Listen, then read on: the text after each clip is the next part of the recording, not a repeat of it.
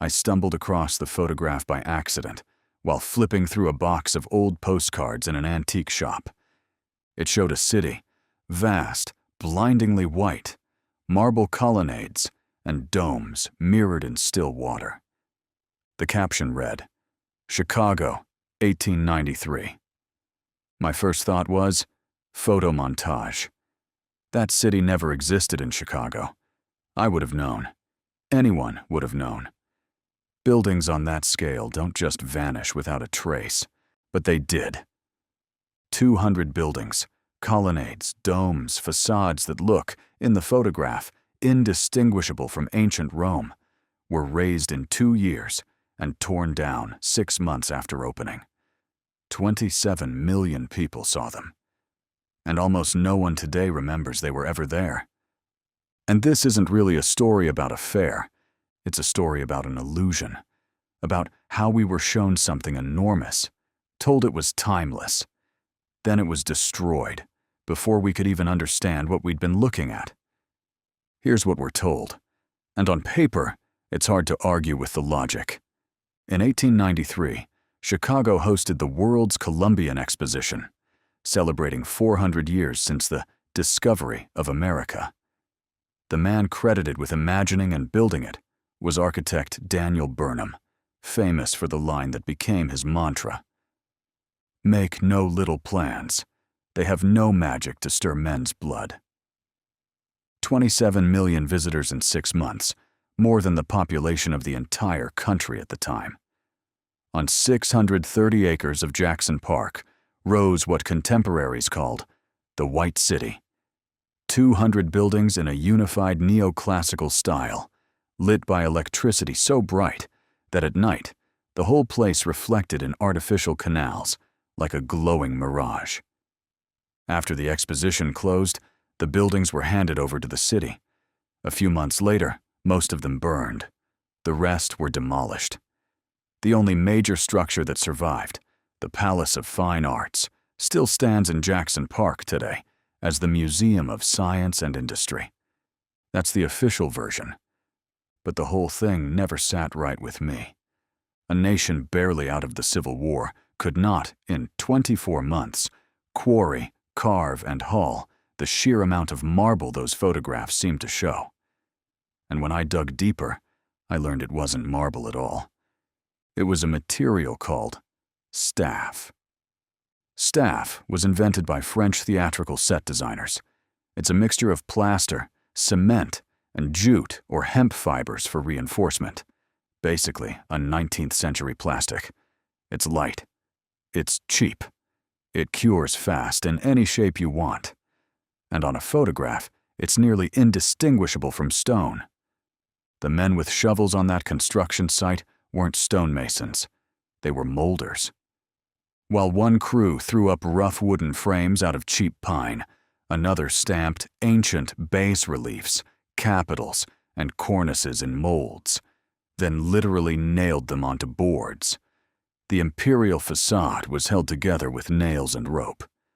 Burnham wanted scale at any cost, and staff gave him scale. The most interesting part begins after the fair closed. In 1894, barely a year after opening, a series of fires swept through the complex. Staff itself doesn't burn, but what it's wrapped around does.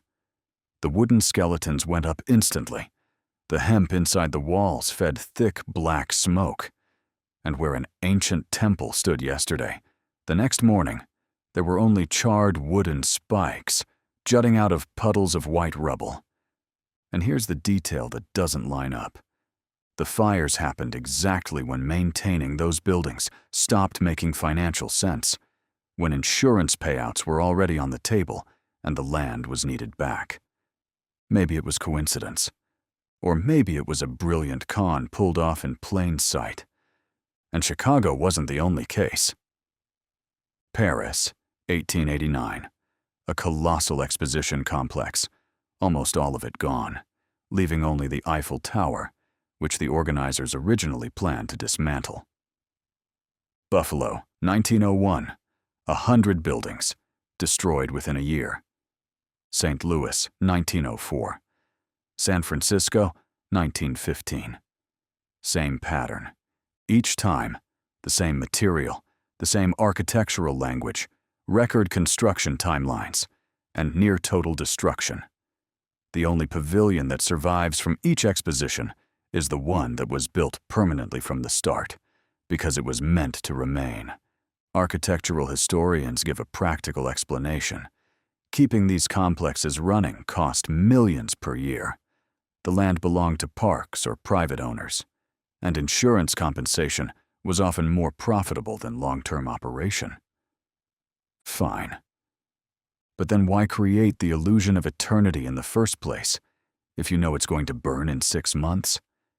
That postcard pulled me into Chicago.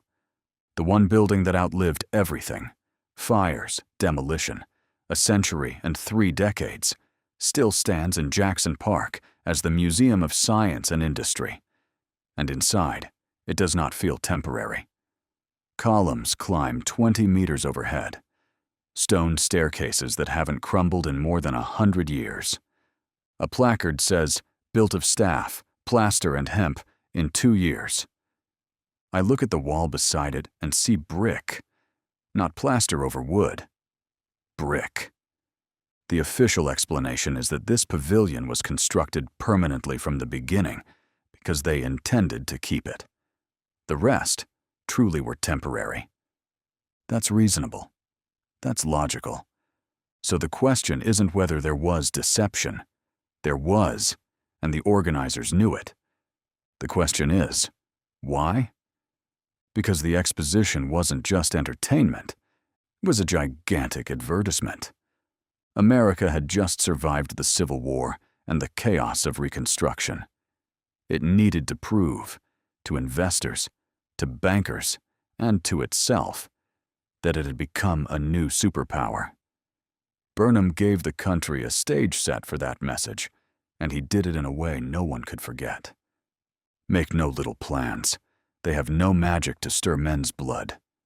We want to find ancient gods and lost civilizations in those photographs because it's hard to accept that people can fool themselves on that scale. But the truth is simpler. It was the world's first Disneyland. Men with shovels built a dream designed to last 1 season. Marble turned out to be plaster, and forever was just marketing. The real story isn't the buildings. It's how easily we can be made to believe in a miracle, using nothing but water, plaster, and a little grass.